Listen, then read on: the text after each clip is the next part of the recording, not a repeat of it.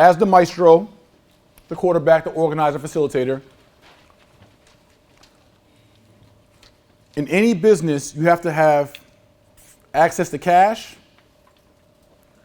access to credit, which can be leveraged for cash or for financing. You have to have strong operations, and you have to have some type of expertise in your organization. If you go to most lenders, when you apply for a mortgage loan, they're going to ask you, one, how much cash you got in assets, how much money can you put down, what's your credit score or credit profile, who's working in your organization, what members are involved, and what's their experience, and have you done this before? Is there any expertise? Every single time you go to do any investment real estate, commercial real estate, hotels, hospitals, strip malls, apartment complexes, subdivisions, and you're looking to get financing, because financing can be a great part of your capital stack.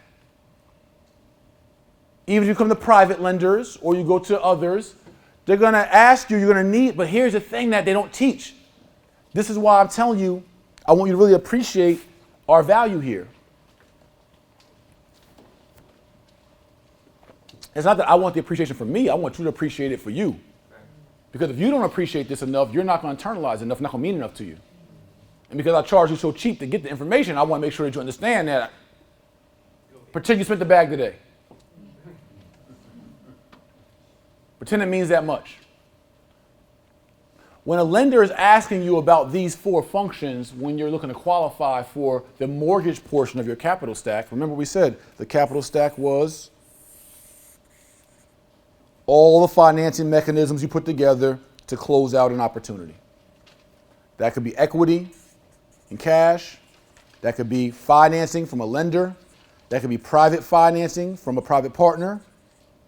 That capital stack could be city or government money. That capital stack can come from equity, from other properties and assets and collateral. It can come from credit and personal loans, business lines of credit, funding. It can come from all kinds of sources. Who cares, as long as, now mind you, you have to add up the cost of that money. So that's all part of what we're going to teach you, is all this money has a cost. So when you're looking at the opportunity, you're going to say, well, I could buy this apartment building. In order to do so, this money might cost me 8% interest. This money might be 16% interest money. This money might cost me 10% interest. This money might be, but now you're going to understand to pull together this whole transaction is going to cost me this much. Now you'll analyze those costs versus your operating income and other expenses to still understand a true ROI. And then you make an informed decision of, is it worth it for me to do this based on these costs? And if I can find cheaper money somewhere else. Then if you can't, you'd say, hey, this deal's a no-go. Because with the cost, that's going to cost me to do it, I can't do it. Or you'll say, hey, you know what, this costs me, I can't make as much as I want, but it's still worth me to take down, because I could take it down at a higher cost now, but I know there's value in it later, then I can refinance this deal, pay everybody off the refinance, and then refinance into a traditional loan of 8% and get everybody else out the picture. But you wouldn't do that unless you knew that.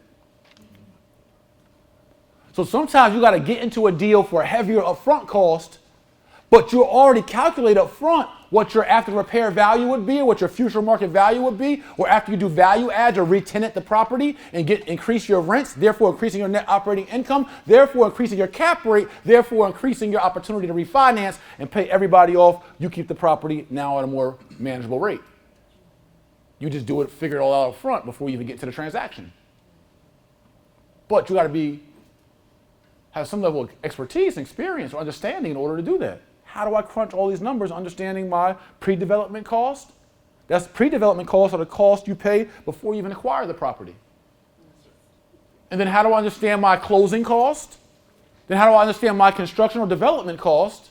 And then how do I understand my carrying cost, the cost I have to incur to hold this property during this time? The cost of insurance, taxes, and any financing. So I'm going to write that down for y'all because y'all wasn't taking notes. Pre-development cost. So after your pre-development costs, such as surveys, title insurance, inspections, environmental reports, engineering reports. Depending on what kind of project you're doing, there'll be different pre-development costs. Even those pre-development costs you can do and get no money down. Oh man, I got a deal right now that I'm working on in Georgia, in Atlanta, that needs $30,000 of pre-development cost. Someone booked me for a one-on-one consultation. They paid their $1,000 for an hour. I sat them down, went over what they were pursuing to do. In that conversation, they have an opportunity that they have some land tied up at about $1 million, $950,000. Actually, they had tied up at $1.2 million.